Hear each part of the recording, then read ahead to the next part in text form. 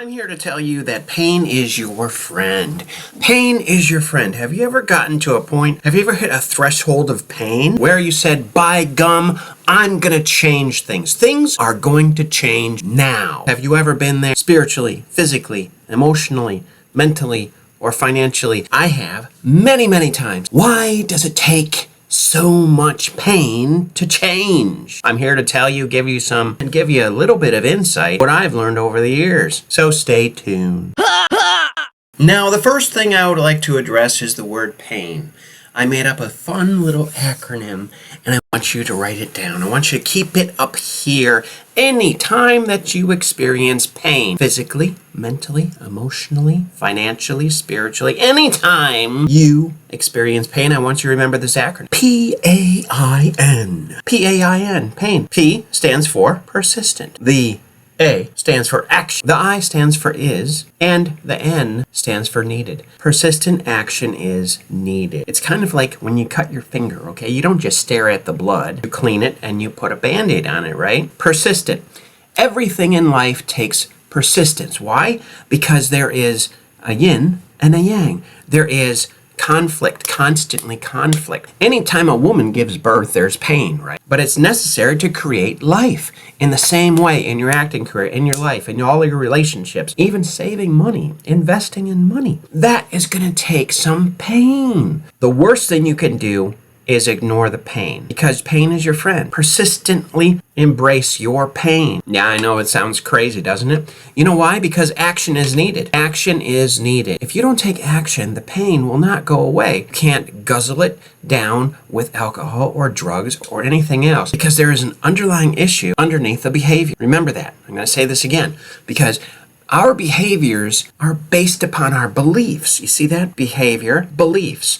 We have beliefs down here, issues. Right or wrong, we believe certain things, and so our behaviors come out, okay? Sometimes they work for us, and sometimes they don't. Now you may ask, David, how does it apply to acting? Pain, P-A-I-N, persistent action is needed. Let me give you an excellent example. Arthur Miller, the playwright Arthur Miller. He's written many, many great plays, and one of them is called Death of a Salesman. Now, Death of a Salesman is all about a door-to-door salesman who has a wife and 2 kids that are old enough to leave the house, but they don't. He believes his underlying belief, which causes him to get drunk all the time and to cheat on his wife. He believes that he is not enough. That even though that he's a great salesman, no one believes in him anymore. No one believes that he can do it anymore because he's getting up there in years. And he develops a mental illness, depression, anxiety, even though his family supports him and encourages him in every way possible. Well, in the end, he commits suicide. But the point I'm getting at is characters are people too. They experience pain and pleasure. They experience everything that you and I experience, and that's why we can relate to a character. However, in real life, we experience pain, don't we? Yes, we do. I do. I've experienced pain spiritually, physically, emotionally, mentally, and financially. I should start a club. Anyway, so what do we do with the pain? We have to address the pain, because if we don't address the pain, guess what's going to happen? We not only will not be able to relate to characters, because the secret of acting is being open and vulnerable to other people's emotions. That's right. Characters are people too, just like you and me. When we put a hot iron on it and sear it and say, nothing's bothering me, I'm fine. You go against your own psyche, you go against your own self, and you don't heal. If you don't heal in an area, personal or professional, things will fall apart eventually. Now, if you want things to fall apart eventually in your life, in your acting career and in your life, then be my guest and ignore the P-A-I-N. Persistent action is needed. However, if you don't want your life to fall apart, then I suggest you need to be brave. How do you address pain? Well,